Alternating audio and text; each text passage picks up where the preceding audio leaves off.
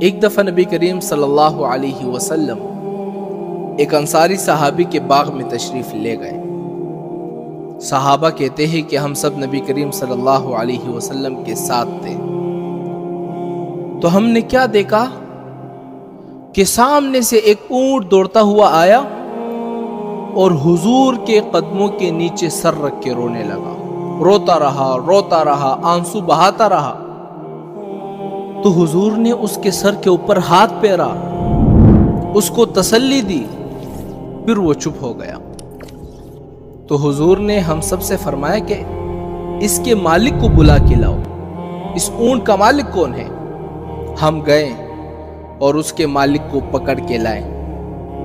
حضور نے اس کے مالک سے فرمایا کہ اشتقاہا، تمہارے اونٹ نے مجھے شکایت کی ہے کہ تم اس سے کام زیادہ لیتے ہو لیکن کھانے کو کچھ بھی نہیں دیتے، خبردار اگر آئندہ تم نے اس کے ساتھ زیادتی کی۔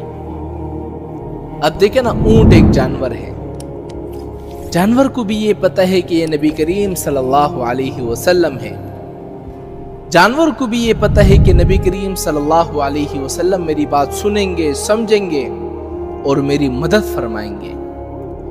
تو یہ معجزات کا تعلق جو ہے وہ حیوانات سے تھا۔